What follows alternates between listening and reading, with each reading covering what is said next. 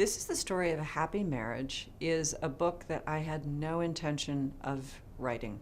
It's a collection of essays. I feel so exposed. And people kept saying to me, well, why do you feel exposed? All of these pieces have been published. But what I realized is it would be as if you have a picture taken of yourself in a sleeveless dress, right? And the neck is high and the hem is low, but there are no sleeves. And someone takes your picture, not a problem. The next week you're at another party and your dress is short and you have long sleeves and a high neck, but you're showing a lot of leg. Somebody takes your picture. Next week you're at another party and you've got sleeves and the dress is long, but it's kind of low cut. The next week it's low in the back. And then somebody puts all those pictures together and you're naked. And that's the way I felt about this book of essays. Like, it was really okay, one piece at a time.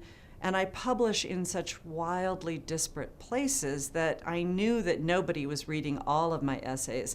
But somehow when I put them next to each other and they sort of snuggled up and they started informing one another, I felt too exposed. So even though I started to think that it was really a good book and it had a narrative arc and there weren't rotten, weak essays in it, I just couldn't do it. The thing that really changed my mind about putting out this book of essays was I decided to open a bookstore.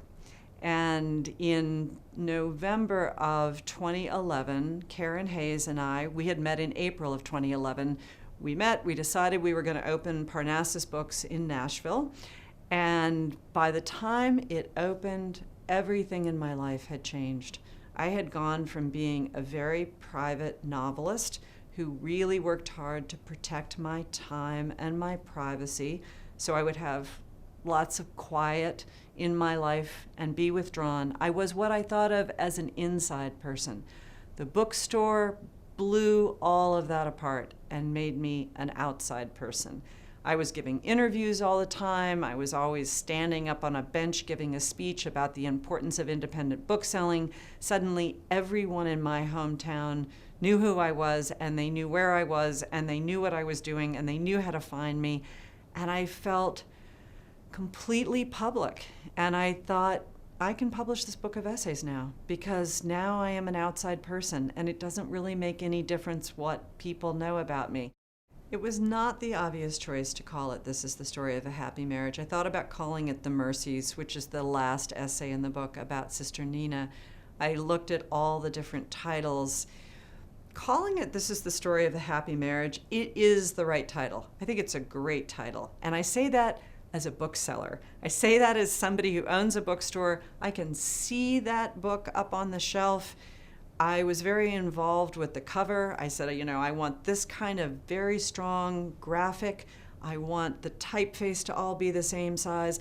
I want to look across my bookstore and be able to see the words, This is the Story of a Happy Marriage, because you immediately perk up. You think, really? Is this really the story of a happy marriage? Is this ironic? Is there such a thing as a happy marriage? What does that even mean? These are all the questions that come up as you're reaching across the shelf towards this book. So as a bookseller, this is what I wanted to do. Also, it works for the book because this is a book about commitment.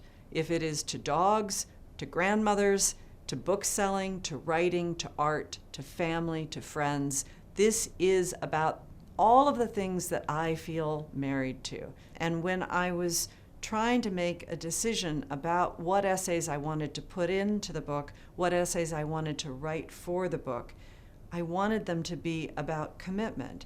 And to me, the word marriage really sums that up. So yes, this is the story of a happy marriage. This is the story about commitment in my personal marriage to Carl. But it also hopefully means something larger. I had a lot of different editors in my life, but the editor who I was so deeply attached to was Robert Jones. We had gone through a lot of struggles trying to work together before I wrote Bel Canto. But when I wrote Bel Canto, I gave it to him, and the next day he went to have a lot of tests, and it turns out he had cancer. And what he did that day that he was having those tests and waiting around was he read the manuscript for Bel Canto. And he came back into HarperCollins the next day, and he put the manuscript on the desk of his boss, and he said, I have cancer, and what I want in return is this novel. This is the payoff. This is what I want. If you feel sorry for me, if you feel bad about me having cancer, let me buy this book. And Robert bought the book. And even before he bought the book, when he had tried to buy the book before that, I knew from the first time I met him that he was the person in my life that I wrote for, because he understood me completely. He understood exactly what I was trying to say. It's a crazy thing, because I think that most people who want to be writers because they desperately want to be understood, and there isn't a job in the world that will make you feel less understood than being a writer. The bad reviews make you feel misunderstood, but oh my God, the good reviews make you feel really misunderstood because they're praising a book that you didn't even write. Robert got me.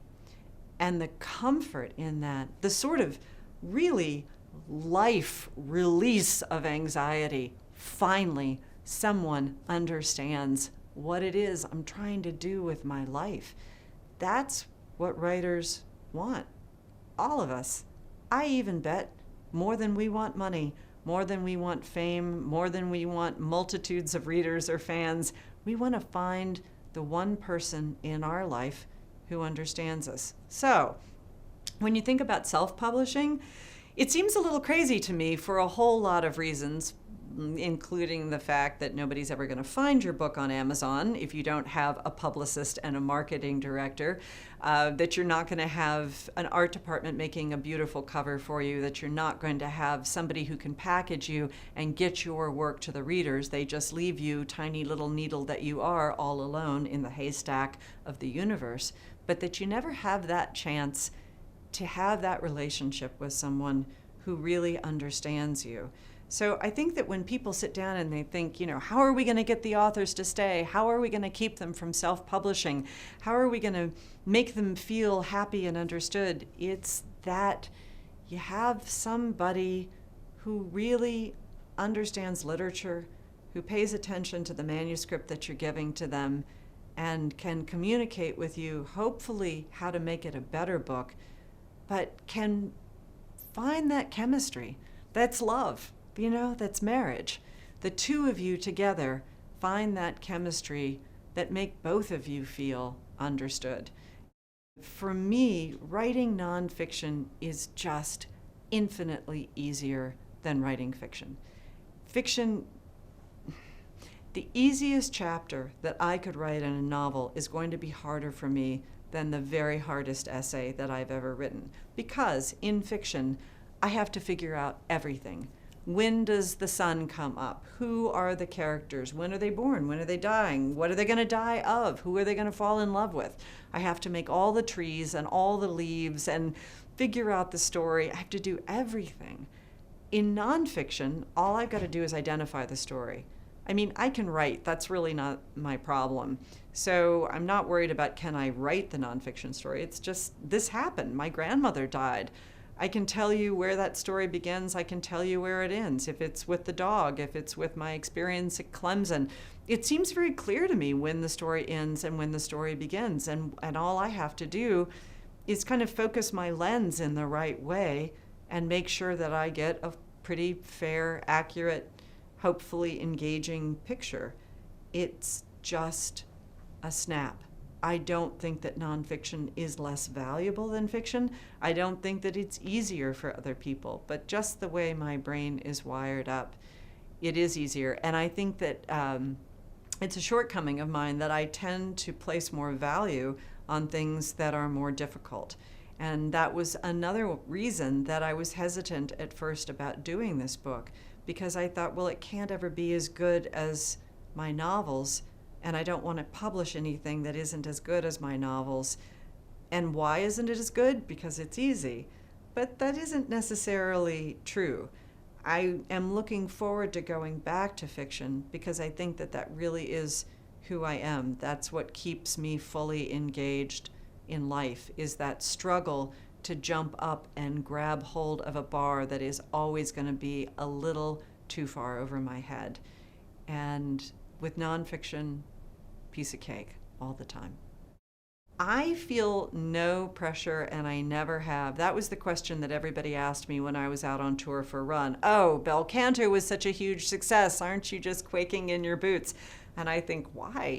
What was I supposed to write Bel Canto again? One strange thing, I never think about anyone reading my work.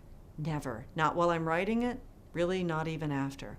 Someone says, I read your book, I really love it. I think, there's just part of my brain that thinks, oh, you're just making that up.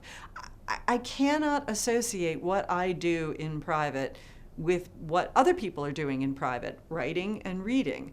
So for me to be worried about how a book was accepted, I would have to be able to envision people reading the book, and I don't. I write my books entirely for myself. I write the book that I want to read, the book I feel is missing. And so, yeah, I know what I want to write next. I know what I want to do. And that's a book that I want to read. If when I'm all finished, and I don't sell my books but until I'm finished, I turn it in and people at Harper like it and they want to publish it, I will be grateful. And they publish it and there will be people who want to read it. I will be very grateful and surprised every single time. But I'm not setting out to please anyone other than myself.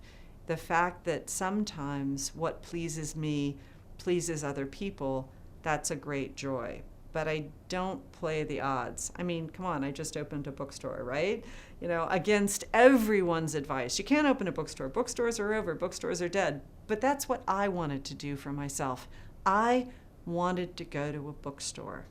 So I have to open a bookstore. Well, you want to come to the bookstore too? That's great. That makes me really happy. It's kind of like cooking.